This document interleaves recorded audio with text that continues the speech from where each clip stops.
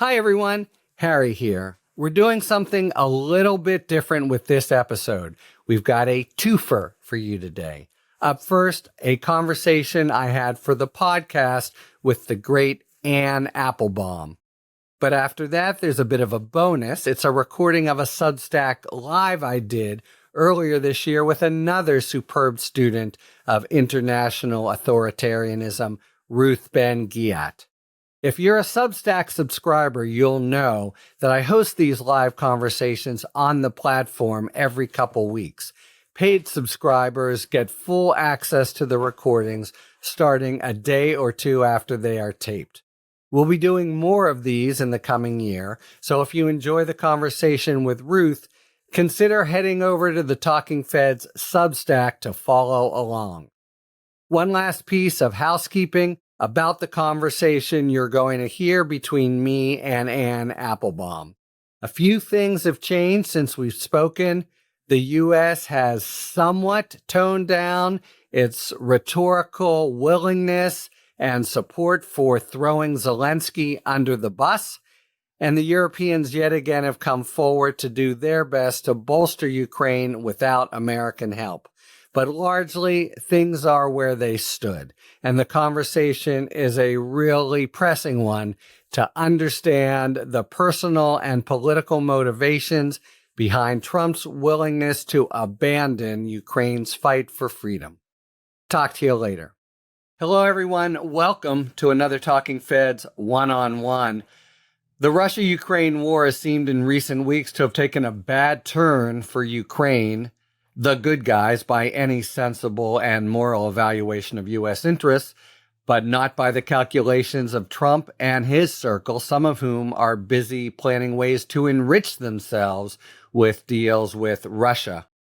Ukraine's been absorbing drones and missiles almost every night and has posted few military gains in recent months.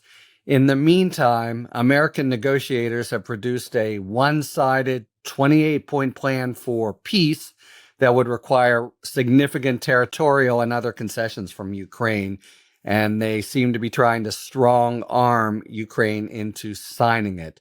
That's despite the fact that many Ukrainian officials and European allies see it as more a capitulation than a peace plan.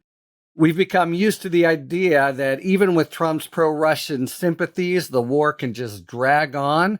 But we are, in fact, facing down a possible endgame and final arrangement that, in effect, rewards the aggressor and punishes the democracy. It's always a great boon for Talking Feds to be able to welcome today's guest, Anne Applebaum, whose knowledge and insight about the war and that part of the world is unsurpassed. And it's especially lucky to have those insights right now with the conflict having reached such a critical juncture. Anne Applebaum is a journalist and staff writer at The Atlantic, where she writes about struggles between democracy and authoritarianism around the world. She's also a senior fellow at the SNF Agora Institute at Johns Hopkins and the School of Advanced International Studies. She's the author of several books, some of which we've covered at Talking Feds, including the Pulitzer Prize-winning Gulag, A History. Her most recent book is the New York Times bestseller, Autocracy, Inc., and she has a superb Substack, Open Letters from Anne Applebaum. Anne, thank you so much for joining. Thanks so much for having me. So I'm so glad to talk with you because after months in which Ukraine had fallen more or less from the headlines, we suddenly get reports that a new deal with some real U.S. backing behind it may be in the offing. And then we saw the deal, and I think it's fair to say it shocked a lot of people who've been following this closely. You had a brilliant piece where you described it as a proposal that, in your words, ensures future war.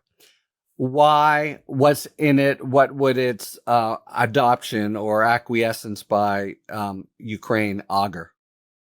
So there are a lot of things in this document we could discuss, but maybe I'll just focus on three. One of them is that it requires Ukraine not only to give up territory that's already de facto occupied by Russia, but also to give up territory that's not conquered by Russia. In other words, Ukraine would have to pull back away from a group of cities and a part of the country that's quite heavily fortified and let Russia just have it. And this is territory Russia has been trying to conquer for 10 years, more than 10 years, because it's the Donbass, this eastern section of Ukraine, was first invaded by the Russians in 2014. And they've not been able to conquer the whole thing ever since then. And the document says that they want the Ukrainians to give that up. Secondly, it wants Ukraine, in effect, to have no security guarantees. I mean, there's something about never joining NATO, and there's something about having no Western troops on its territory.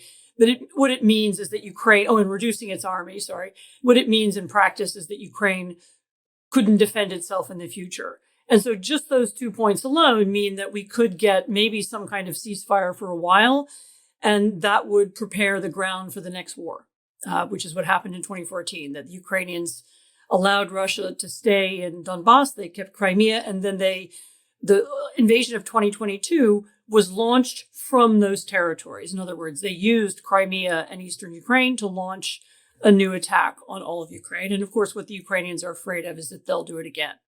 I should also say that without some kind of security guarantee and some kind of assurance that the war is not going to just begin again next year or in 2 years, it's hard to see how Ukraine becomes a viable state. I mean, who wants to invest there? Who wants to live there? If the attack is just going to begin again with a rested and re-strengthened Russia. So it doesn't end the war in a way that gives Ukraine some kind of stable base to build from. I mean, I think the third aspect of the document was that there were a couple of suggestions that there are separately and secretly going on American-Russian negotiations that are really business negotiations. So the Russians have been dangling some kind of deals before the Americans. I mean, remembering that we had a couple of decades to do deals in Russia before, so it's not like this is some kind of new thing. But they're dangling new promises, something in the Arctic, something about minerals. Some of the companies involved in this, we know from a Wall Street Journal story, seem to involve friends or people that the Trump family knows. And so what you have is the specter of the U.S. putting pressure on Ukraine to stop the war in an unfavorable situation while the U.S. goes on to do deals with Russia. And it's a very ugly document. It's ugly from the Ukrainian point of view, from the European point of view, really from the American point of view, because it makes American policy look as if it were beholden to some business people who are friends with Trump. Yeah, and basically mercenary, right? It's you really could call it un-American in the way that we used to think of American. And am I right that there's a sort of added ugliness to it, that the deals are not simply between the U.S. as a country and Russia, but literally the negotiators and the leaders of the push on our side, Steve Witkoff and Jared Kushner, stand potentially to profit from the new commerce with Russia. Is that we tangible? don't know that, but it's certainly a possibility. I mean, both Witkoff and Kushner, they're not diplomats. They are people who are deeply involved in business. Witkoff has been doing business with Russians in the New York real estate market for many decades. Kushner is somebody who is not just the president's son-in-law, but is a recipient of a huge investment from the Gulf. So he's already somebody who's playing a strange role, as both somehow close to the president and also earning money privately from that proximity. And we have to assume that he has some interests in this as well. It's also curious, the negotiator on the Russian side who was pushing this 28-point plan is somebody called Kirill Dmitriev, who is the head of the Russian Sovereign Wealth Fund. So in other words, also not a diplomat. Yeah. And also somebody who probably met Kushner in the Gulf, because the Russian Sovereign Wealth Fund does deals with the Emirates and the Saudis, which is where Kushner also does deals. So they probably know each other through their business contacts. And so the Russians have presented this clearly to the Americans, to Kushner and Witkoff, as a kind of business deal.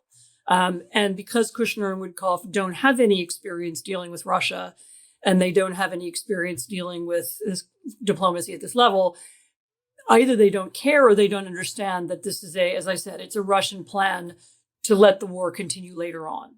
Russia's goal in Ukraine is not real estate. They're not interested in this piece of territory because they want to build hotels in Donbass. They're interested in this territory as a launching pad for future invasions and as a kind of trophy to show that we defeated the West.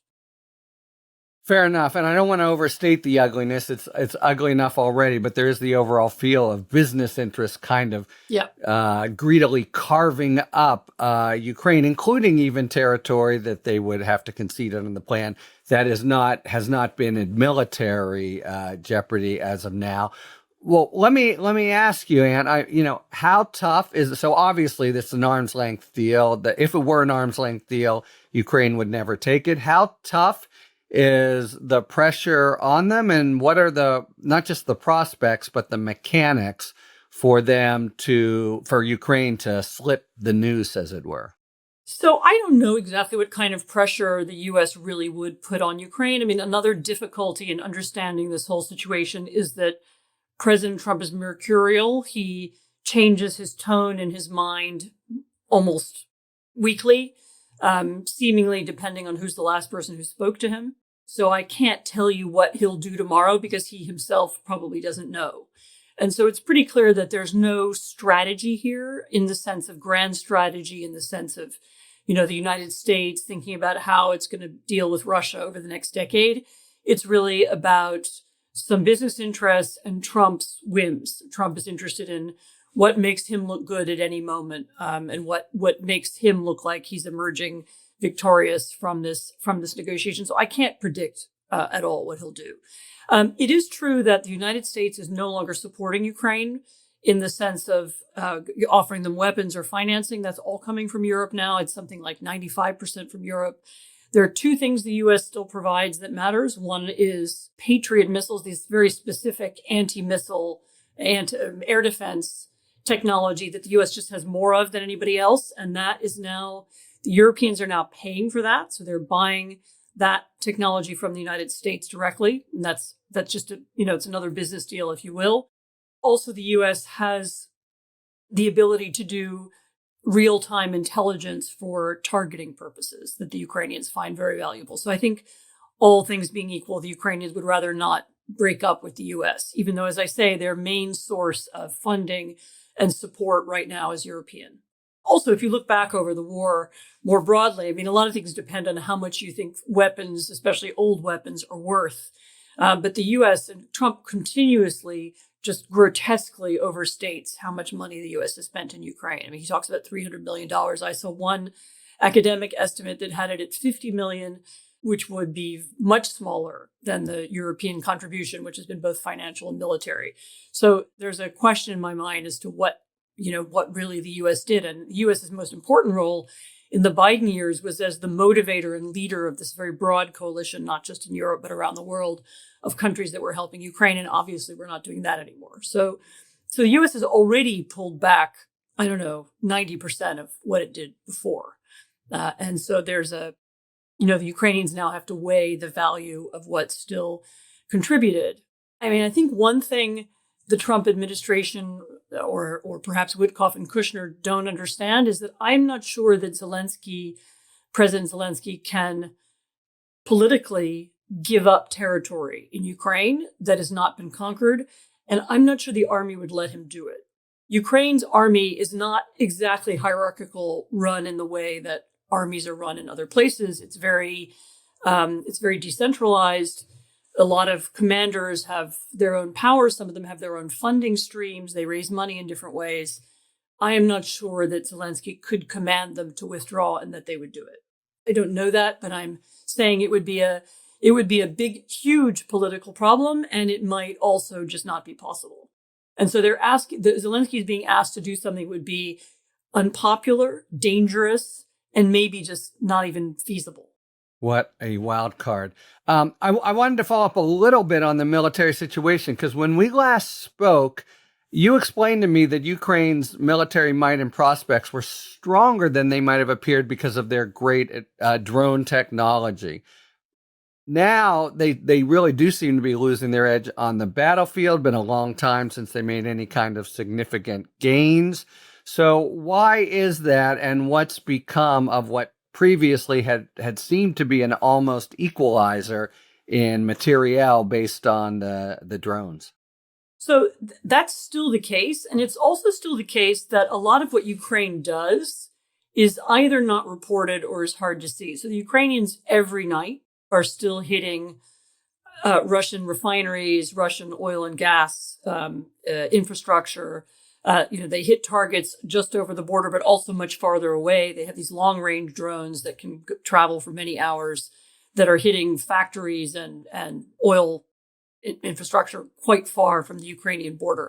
So that all continues.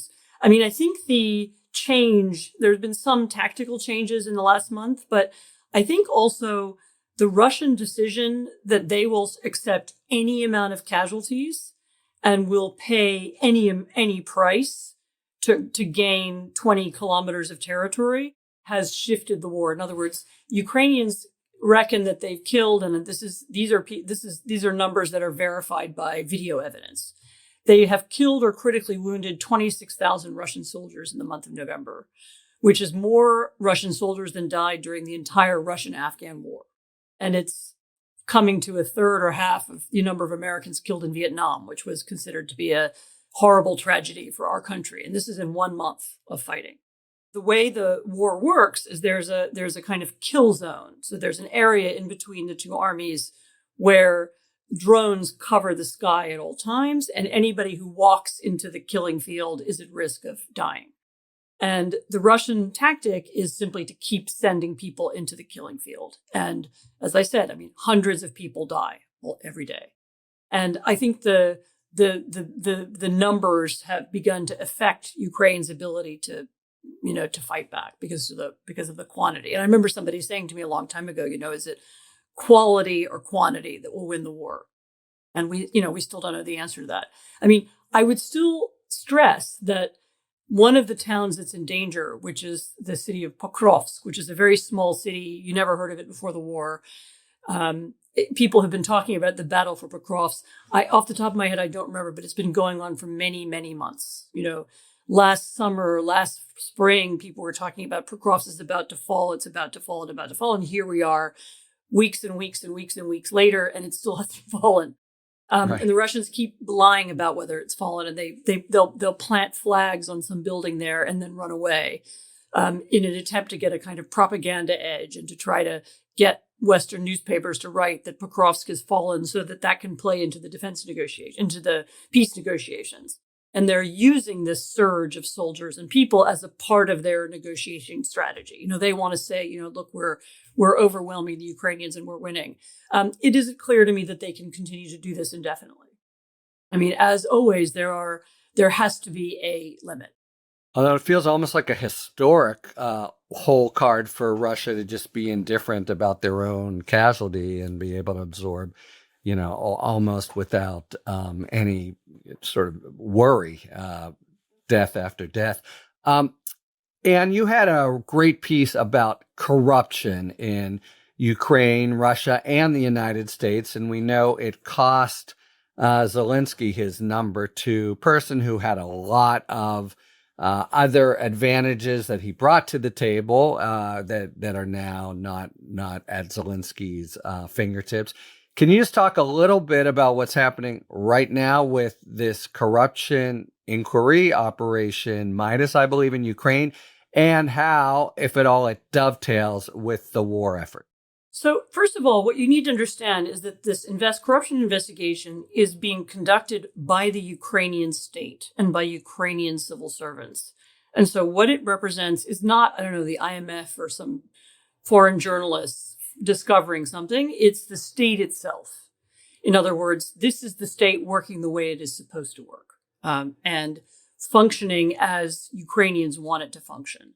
And the bodies that are carrying out the investigation were created after 2014. And if you remember, that was the year that the Ukrainians overthrew or frightened, actually, their authoritarian and profoundly corrupt pro-Russian president, Viktor Yanukovych.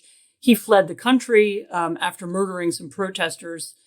He seems to have... That's the whole first impeachment of Trump story, basically. his preference for and so after that event, there was a new election and there were new institutions created that were designed to allow the Ukrainian state to investigate so-called high-level corruption, meaning ministers, presidents, leaders of the country. And this is the body that's conducting this investigation. And what it has uncovered is a kind of kickback scheme in the Ukrainian energy industry. So there were people who were demanding a percentage off government contracts. And it's a bad story. And there are people close to Zelensky who have been connected to it. As you say, his number two, Andrei Yermak, has resigned. I mean, I have to tell you, Yermak is not popular in Ukraine at all. I mean, he's extremely unpopular, and his resignation was welcomed by a lot of Ukrainians. So, there are two ways to look at that story. But he did resign after an investigation of his apartment or of his files. He hasn't been charged with anything yet, so we'll see. Zelensky is continuing to lead the country, and I think is, as I understand it, is being praised for allowing the investigation to continue, even at this particular moment. I mean, what struck me is I actually called one of the detectives, the chief detective who's running this operation. Somebody suggested I speak to him, and so that I could understand it better. It was really while I was talking to him, I didn't intend to write anything necessarily or about him. But while I was speaking to him, I was very struck by his life story. He's from Luhansk, which is a city in eastern Ukraine. It was one of the parts of Ukraine that was conquered in 2014. He came then to Kiev. He'd been a police detective. After that, it was after that, that revolution that he joined the National Anti-Corruption Bureau. This is the NABU. This is the organization that's running the investigation. And the way he describes himself reminds me a lot of how the Ukrainian civic activists I know talk about themselves. It's about how a lot of Ukrainian soldiers describe themselves as, we're conducting these corruption investigations to strengthen our country, not to weaken it, because we think corruption weakens Ukraine. And he even said to me, corruption equals Russia. This is a Russian way of doing things, and we don't want it in our country, and we will be able to fight better and we will function better if we're not corrupt. And this is the result of a decade of activism. The fact that people like that are in the government and are beginning to run the country. And by contrast, look at who Ukraine is negotiating with. So Putin is somebody whose career we know began with stealing assets from the city of St. Petersburg, sending them abroad, laundering them, bringing them back into the country, and then using them to buy property. We know he presides over a kind of mafia state in which the owners of the largest companies are the rulers of the country, and in which there is there's no difference at all between the ruler and the largest property owners, and in which there's no rule of law of any kind. Instead, there's rule by law, and the courts do what the president says they're supposed to do. The one attempt to create an activist movement in Russia, like the one that won in 2014 in Ukraine, this was led by Alexei Navalny, the late dissident. He did run very popular and very kind of attention-grabbing anti-corruption campaign. He created these documentaries. He did big investigations into Putin's corruption and the corruption of people around him. One in particular into a palace that Putin owns or is owned through other people for him on the Black Sea. It was a kind of grotesque palace with hockey rinks and hookah bars and its own vineyards and so on. He published that. He was the arrested. big East Wing Ballroom. Yeah, go ahead. It's like East Wing Ballroom times 3,000. Right. Yeah. And he was arrested, and he eventually died in prison, and his movement was destroyed, and everybody involved with it was repressed, or else they left the country. There are no investigations of Ukraine in any kind. The idea that the state would investigate Putin is ridiculous, but also there's no journalists, there are no ethics monitors inside the government. There's nothing. So this is one of the most corrupt states in the world. On the other side, you have Steve Witkoff and Jared Kushner, who they may not be running a kickback scheme, but they are not acting in the interests of the United States of America or in our global interests or in the interests of our allies. They're acting in the interests of their milieu, maybe of themselves personally. As I said, we don't know that, but certainly of the companies in their milieu. This is a different kind of corruption. It's a kind of grand scale corruption of a kind we haven't had in the United States, at least in modern times. And it does resemble Putin's Russia. In Putin's Russia, political deals are business deals and vice versa. And that was not the case, certainly, as I said, in the U.S. in recent times. So we have, on the one hand, a Ukrainian state investigating itself, trying to find and put an end to a kickback scheme of a kind that I suspect exists in many corners of the United States as well. And on the other side, the most corrupt country on the planet, and a country that's sliding rapidly in that direction, in the direction of kleptocracy. Yeah, I just want to point out your most recent article in the Atlantic from just a couple of days ago details that conversation. And for everyone out there, it's this continual kind of coverage by Anne in the Atlantic. It's not just the grand vision of it, but the really particulars that I think, for me, it's been the most valuable way to sort of get up to speed. But, you made the point of whether it's in America's interest. And I think this is one of the grander points I take from your continuing coverage is what that means seems to be up for grabs. I wanted to just note the recent publication of the latest U.S. national security strategy. And there's lines in it that feel, more at home in a far right kind of regime than our document. It expressly refuses to adopt a moral preference for democracy or human rights. And it says, we seek good relations and peaceful commercial relations with the nations of the world. It really seems to define national interest according to how much money the U.S. can make from other countries. So it lacks binding force, but it's a huge departure from previous statements. I wonder how worrisome you think it is or what you think about it. Yeah, I haven't written about it yet. I'm going to, but I wanted some time to think about it and to hear how people were reacting to it, especially in Europe, because the document very explicitly attacks Europe. One never knows with these things whether they're, just some ideological drivel that doesn't really matter. And actually, if you think about national security statements in the past, we didn't worry a lot about them, and some of them had a relationship to reality and some of them didn't. And, this one, was it even seen by Donald Trump before it appeared? I doubt it. It comes from a particular ideological faction of the MAGA movement, which cares about this kind of stuff. And, it's very identifiably connected to Michael Anton, who's used some of this language before. It also talks about Western civilization in a very strange way. It talks about Western civilization as if that meant white people, essentially white Christians, with the overtone is racial. As if there was a racial element to Western civilization. Actually, Western civilization, it's a big word and it can mean a lot of things, but certainly the way it's been defined by the United States over the last 100 years has been quite different.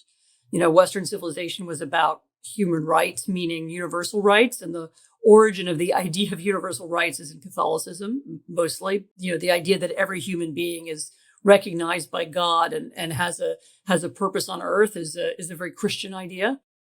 And so that idea comes from the deep roots of Western civilization. Democracy comes from the deep roots of Western civilization. If you think Greece and Rome those are our antecedents. The idea of democracy comes from Athens and from the Roman Republic. These are very, very old ideas. As old as European civilization and therefore Western civilization. So it's a peculiar way of even defining that phrase. Even if we want to talk about Western civilization, it's which we don't normally do in national security strategies. It's a weird thing to do. It's also, there's an element of it that's suicidal. The United States, when you look at the United States with its allies, with its European allies, with its Asian allies, with Japan, with Korea, with Germany, with the European Union, with the UK, when you look at the U.S. with its allies, it's clearly the strongest power in the world, economically and militarily and every other way.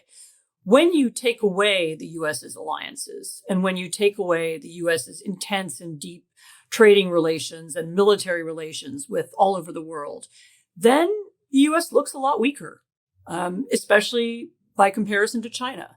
And also, when you take away that assumption of U.S. reliability, that the U.S. is a predictable and reliable country where you're safe to invest and you're safe to do deals with, then you've done terrible economic damage to the United States, and you may do political damage as well. I mean, there are quite a few countries in Asia and maybe Europe as well that when they begin to calculate, they look at a document like this and they think about their relations with the US and with China, many of them will think, well, actually, maybe we better hedge. The US is not going to defend us against China. If you're an Asian country, maybe we better have a different kind of relationship with China, and you may get some of that elsewhere. So as I said, once the US is not an automatic, it's not even about military defense, or it's more about reliability, sharing values, being on our side. Once the US isn't that anymore, then I think you'll see a lot of alliances. Nobody's going to say it out loud, at least not very many people will, but they will kind of rot from the inside. And you'll begin to see shifts away from the United States, and you'll begin to see alliances against the United States. And so I'm worried about what this could do to the United States in the longer term, medium and longer term. And I think it's incredibly dangerous.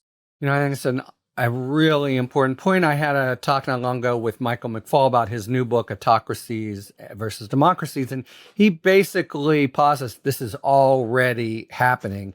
And I would just add to your litany of things that we're abandoning our traditional stance on. You use the word values, but, is an amoral United States that doesn't stand for the, enforcement of certain norms of democratic rule. Is it the United States in the same way to the rest of the world?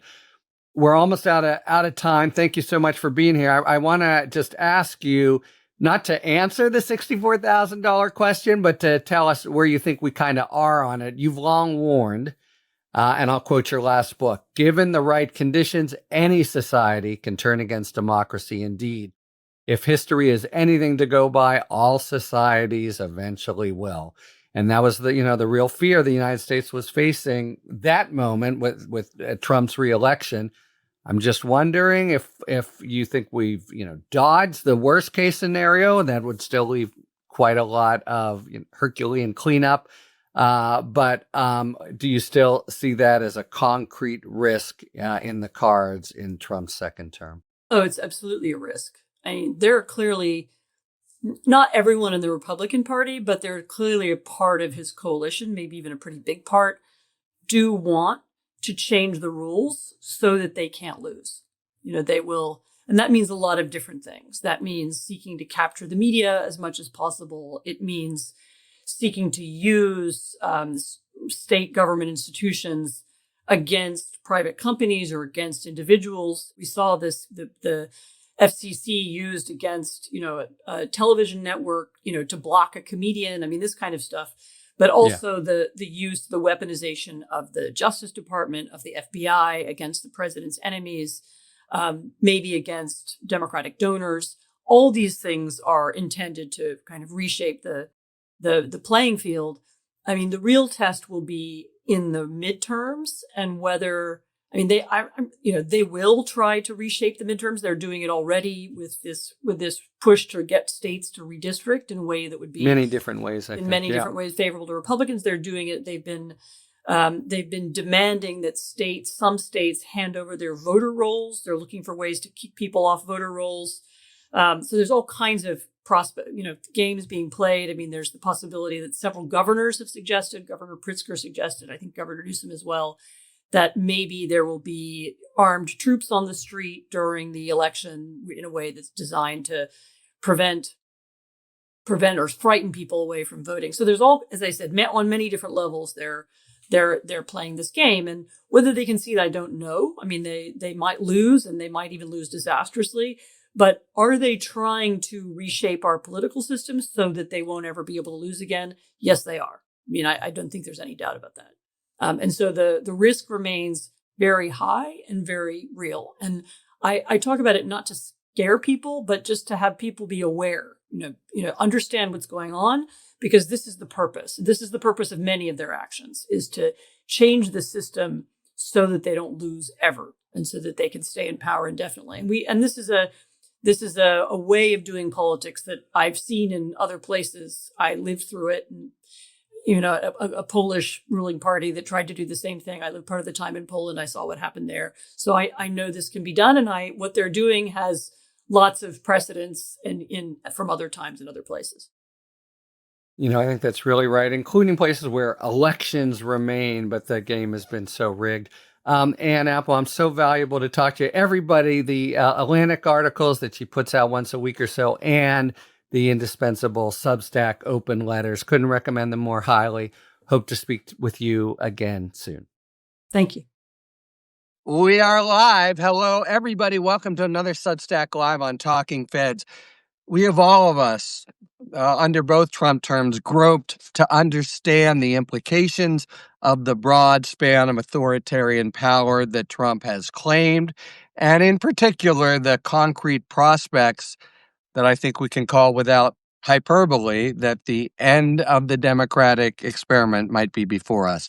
Life goes on as it's wont to do, and Justice Barrett tells us the Constitution is alive and well, and yet so many others tell us we are really looking at going down quickly, a sort of cliff of autocracy. For that reason, I've got to say, I've been a derelict Substack host, which I can only defend by saying I've my recent plunge into this whole ecosystem. But look, my dereliction is precisely failing yet to sit down one-on-one in Substack Live with the great and obvious expert on these topics, Ruth Ben-Ghiat, professor of history and Italian studies at NYU. She writes about fascism, authoritarianism, propaganda, democracy protection. She's a recipient of Guggenheim, many other fellowships, appears all over the place, and for the first time on Talking Feds Substack Live. Ruth, so good to see you. Thanks for being here. Sure. I will add, because we're on Substack, that I have a Substack called My Lucid. bad, Lucid, and It's indeed it okay. is. Because it's all those topics that you mentioned, and I always it's great to be here because what I'm not is a lawyer or a prosecutor, and so it's always great to bring our complementary fields of knowledge together. There you go. Well, you know where to find me. And look, I actually wanted to zero in your expertise. You've made a great name for all kinds of historical expositions from, Mussolini and beyond. But yours, Lucid, which everyone really should check out, is very much focused on the day-to-day current stuff, what Trump is doing with ICE, what he's doing with some of the maneuvers in the cities and the like. It's much more than historical. Lucid, in particular, about what's going on. So I had in mind looking at a few of the articles you've written recently. Ruth is very well known also for her, I think it's 2021 study on strong men from Mussolini on forward. Gives her great background, but I'm here to say it's really about the present that I wanted to talk. Yeah. Okay. Look, you've said this, you've had a very interesting take on the rise and empowerment of ICE in these different, what we've taken as immigration operations. But you've said that dictators commonly build parallel security forces, talk about Iran or Saddam, to counterbalance the regular army and protect the regime from being overthrown, positing some role that might happen where a military steps in, and the insurance about that is the sort of semi-private kind of gang of goons that answer directly to the maximum leader, here being Trump. Can you talk a little bit more about that and how it is that, viewing through the prism of history, you see the empowerment and rise of ICE as being something that potentially folds in to a whole kind of, Trump authoritarian takeover? Sure. So first, regardless of how President Trump uses ICE, the fact they've been so empowered that their budget will be increased to be more. This is incredible, more than the full militaries of many sovereign nations, Brazil included. Brazil is a very large nation, so And the just by largest in the whole federal government now, yes. 15 billion or whatever. Yeah. Go Yes. ahead. So every regime has its pet projects, its places, ideologies, and projects where fanatics can gather. And of course, this is immigration. And immigration allows, it's an excuse. And it was set up during Trump's presidential campaign. There's no secrets here. He said he had people holding signs for mass deportation. And so immigration is an excuse to build an infrastructure of repression, to build those giant prisons, to build those camps, whatever we're going to call them, penal colonies. They have different names and different regimes and places. But without immigration on a vast scale, remember Trump gave an interview to Time where he said 15 to 20 million people. So that's part of it. Now, it's not just the camps that you need and the vehicles, you need people to do this. And thus ICE comes in, right? And it's very interesting to me, though, that that from the beginning, ICE has been allowed to distinguish itself from past Department of Homeland Security procedures by customizing their attire, by being part state security forces in their attire and part just street thugs. They can wear their own T-shirts, their tattoos are showing, and of course they're masked. Masked, yeah. And that's very important. And so they become more like a paramilitary or a secret police in their function. And so they have, from the start, had an authoritarian kind of mandate. So there's that. The other And I'll part, just add quickly to it. I know I don't want to interrupt you. I need to go on another point. But within the realm of law enforcement, I'll do my lawyer thing here. There are a lot of people who understand how derelict and abnormal everything he's doing is. But these are the guys specifically who have been armed, put together, given the Yep. power to roam the streets and be tough guys. The parallels to former strong armed forces of previous dictators is pretty darn striking.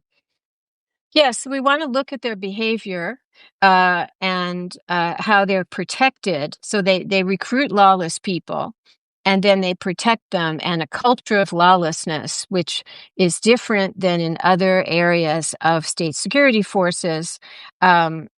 It allows them to be the ones who are going to be doing the worst abuses. So that's very important. And of course, the whole mask thing is key. They get anonymity. They also, it's very terrifying to people to see masked men. And many of the people, it's terrifying for everyone, but many of the people who are being targeted come from places, or just maybe they're not being targeted, but America is full of people who escaped regimes all over the world, and they know exactly what masked people with, who look like that do, right? So sometimes in Lucid, I have somebody else, I have a guest author. And so I asked a fellow expert in autocracy who's in Germany, Marcel Dursis. He wrote this piece where he came up with this idea that ICE could be used by the autocrat, in this case Trump, to protect himself. That ICE was being groomed to be a force that was not only different for all the reasons I've already said, procedurally, operationally, but they would be loyal to Trump. And so in the event the military or somebody else wanted to depose Trump, ICE could be used to protect him. because Trump doesn't totally trust the military. So from the time of Mussolini, and Mussolini founded his own militia, he called it the militia, and they were loyal only to him. They were under his control. They lasted over 20 years. This fellow expert on autocracy was looking at ICE like that, and it's super interesting. And that's all. This loyalty only to Trump is what makes this doubly dangerous. And can I follow up, please? Because you're right. I think it's in your September 5th Substack that it could be the difference, a force like this of, sort of Trump goons, between the military stepping in and the military not stepping in. I wanted to follow up on that, but I also wanted to press you because I've understood from some of your colleagues that the model we have in mind of boots on the ground and mass military folks, banging heads and stuff is in fact kind of obsolete, and that the more recent regimes that have degenerated from democracies like Hungary, et cetera, have followed a kind of pseudo legal model, and I can talk about that or speak to that. But you focus. Do I have it right? Very much on the concrete, and we certainly saw it in Trump 1.0, right? Mark Milley basically let it be known the military won't let this happen. But the positing of an analog to Mussolini's the militia, et cetera, kind of suggests that you foresee the concrete risk, his final move being to paralyze the military, or that would be what you're looking for. Is that fair, Ruth, in terms of your own thinking? No, I'm not really thinking that he's trying to paralyze the military. And this was an essay by my colleague who was just saying that autocrats do this thing called coup-proofing, because even if they nowadays don't come in as much by coup, they come in by elections. The thing that's always bothering them and keeping them up at night is that somebody would try and get rid of them. And so often they have these, it could be the Revolutionary Guards for Saddam Hussein. Right. They have these bodies that are kind of their insurance policy. And that's what my got it. Against literally somebody taking them out. I mean, for the greater good or whatever. The briefcase under Hitler's table, sort of. Yeah. They worry about these things. But I think today, sure, we have something called electoral autocracy and or called autocratic legalism, where you don't it's less common to have one-party states with no elections. You keep a semblance of democracy, of legal. That's the legalism and autocratic legalism. You keep elections going. You have a multi-party system, the veneer of a multi-party system. And then you do various tricks, and yes, Orban, but also Erdogan in Turkey have been very skilled at kind of gaming the system so that the elections you have come out the way you want to. A very good example, because we don't think about Turkey often enough, that Erdogan jailed the only man who could for sure beat him in the next presidential election. If that is what gaming the system looks like in Turkey, you take the rival out by putting him in jail.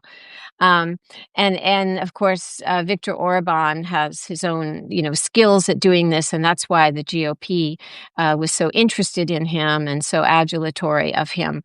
But you still need the boots on the ground, and that will never go away. And I'll remind everybody that we had January 6th. And what was so innovative about January 6th, that Bolsonaro in Brazil copied it, and now he's been held accountable, is that Trump couldn't get the military to play his game. And so he had what I call a bespoke army of thugs. And they did his work. It didn't he didn't pull it off, but they did his work. And then Bolsonaro actually had a copycat of this. And Bolsonaro it was president of a place that had a military coup and a 20-year Yeah. long military dictatorship. And so the military wouldn't follow him either. So he had a bespoke army of thugs. So that's something that is kind of new in the 21st century. You don't have to depend only on the military. You have these other forces who also, as in the Philippines and in El Salvador, they cooperate with gangs. So there's a murky line between state and non-state, official thugs and unofficial thugs. Yeah. So that's Really part of good what point. Yeah. today. Yeah. And I think there's something else going on that's characteristic to me of Trump 2.0. This is Constitution Day, by the way. Happy Constitution Day, everyone. But it's not the biggest thing ever. But this morning, Ben or Jerry, either whatever on said, I'm out of here because my corporate parent won't let me say anything. It's just striking how successful he's been. This, I think, is largely Project 2025 driven at cowing or suppressing dissent in civil society, not even with direct kind of government. So, people are afraid. People are Mhm. afraid the way you read people having been afraid in sort of former autocratic societies. All right. You and I often will be part of it. We'll talk, with some regularity. A lot of shit's going on for sure. But when you think of historical precedents and being, genuinely afraid, we are on a cliff here. What sorts of, so I guess one aspect, Ruth, that definitely alarms you is the growth and almost constitution as in constituting of ICE. What else are they? They're messing around with all kinds of stuff. They just announced a program based on the assassination to go after people on the left. Kash Patel yesterday called Adam Schiff, who would normally be a loyal opposition, the biggest joke for a senator ever. What stuff so everything's obviously the corrosiveness, the vulgarity, the absence of public spirit are paramount, but what sorts of things happen week by week that you say, "Oh man, this is bad news," and that's my next lucid commentary. I mean, there's domestic and there's geopolitical. There's a lot Right. going on. I want to say to people that if you feel overwhelmed, it's also because we're in the 9th month of this, and there is Huh? no parallel in Historical parallel, you mean? even people there today. If we look at the first 9 months of Mm-hmm. Putin, of Erdogan, of any sitting autocrat, and some of these people have now been there for like 15, 20. Erdogan and Putin have been there for over 20 years. Right. But it doesn't resemble the speed and severity of what is going on in the United States. So we have more of a situation. Our situation resembles less somebody, the aftermath of somebody who came in by an election, and more the aftermath of somebody who came in by a coup. That's how fast it's been. Yeah. And it's been like an across-the-board holistic design to wreck the country so that they can consolidate power, but also allow their allies of foreign autocrats to prosper. And the reason they've been able to do this is they use their time out of power very, very well. They had Project 2025 as a shadow government. And Viktor Orban, it was such a shadow government that Viktor Orban, when he came to the States twice, he didn't see Joe Biden. A head of state usually goes to see another head of state. He was snubbing democracy. Instead, he went to Mar-a-Lago and he went to the Heritage Foundation, which was the head of Project 2025. So they've been able to do this very fast because they were very well prepared. So that is very disturbing, the speed of everything. And of course, sometimes I feel like when I look at the news, the things that Stephen Miller or others are saying, I feel like I'm reading speeches from 2013 or 2014 in Russia. Because the whole playbook, for example, Stephen Miller said the other day that the Democratic Party is a domestic terror organization. It's an extremist organization. Orban made the same comment about our domestic politics vis-a-vis the assassination, right? Amazing. That's right.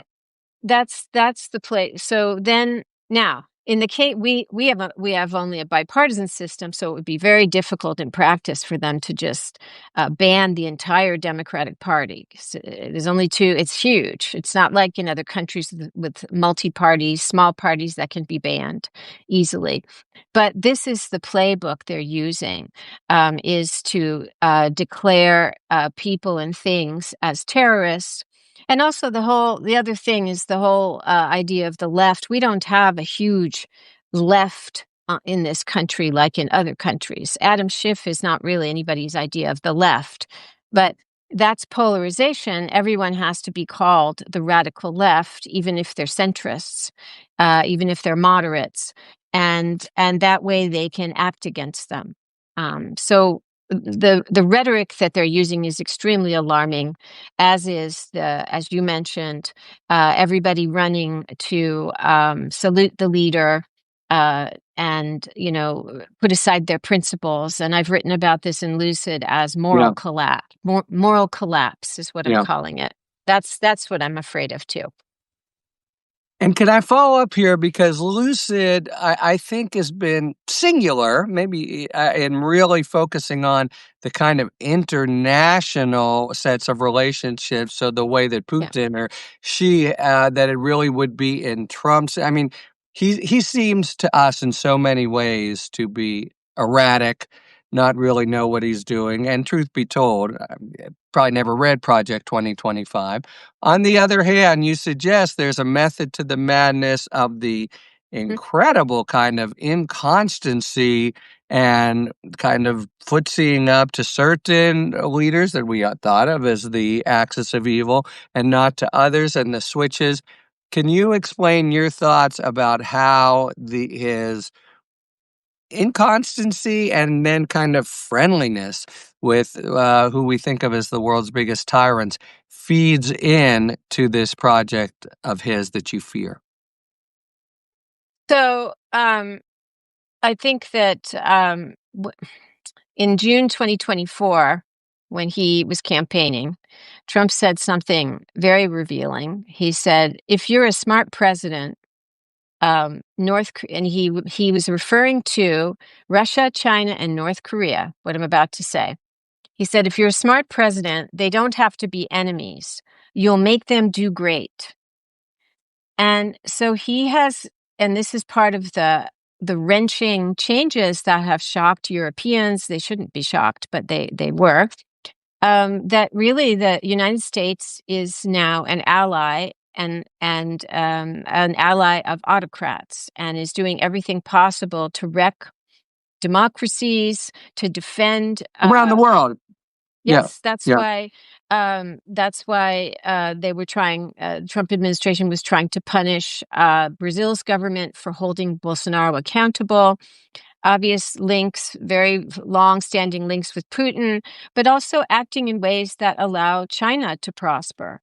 And so this is just a fact that, and I think that what we're going to see is because of this kind of pact, whether it's tacit or explicit, with these autocrats, the U.S.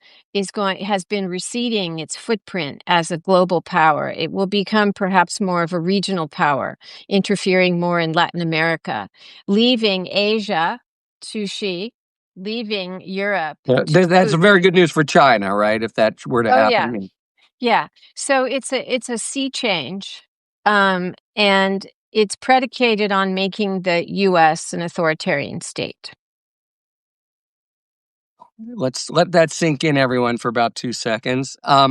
Okay, look, I'm not here to sugarcoat things. I'm here mainly to try to point out, and in my own legal, I hope you'll invite me to Lucid, and I'll give you my Yeah. my legal perspectives on some of this, and I'll answer the questions. But look, you must get asked every day as much as I do, what is to be done, what can be done, et cetera. So I just, without being Panglossian, really, I just want do you have a sense of, A, just looking at it as if we ever are in the position where we're cleaning out the stables, can only imagine what we need to do to help fix the damage and help to prevent it from happening again. What's your answer to the common question from what is to be What done? do we do?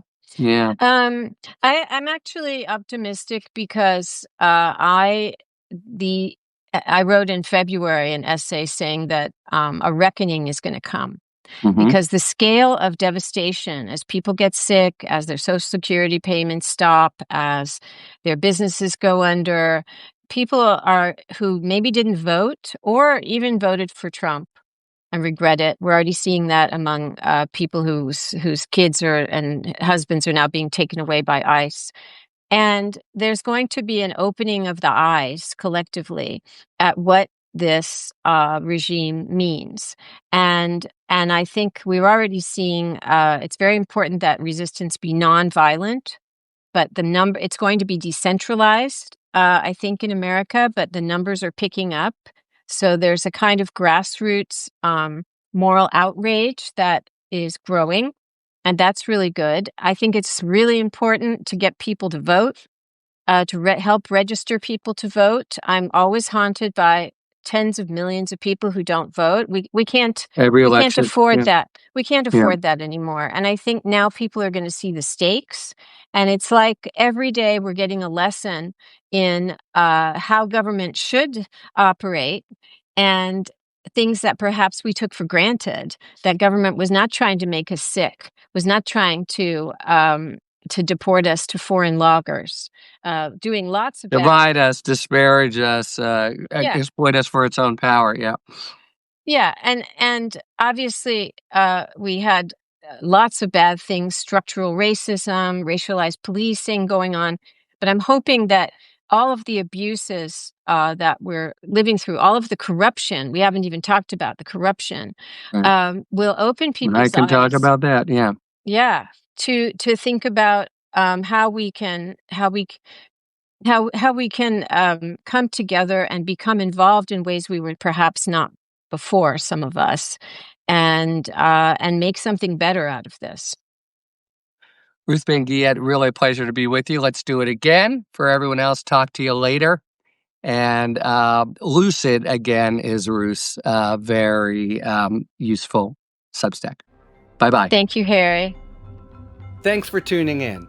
If you enjoyed this video and other Talking Feds content, please take a second to like and subscribe. Talk to you later.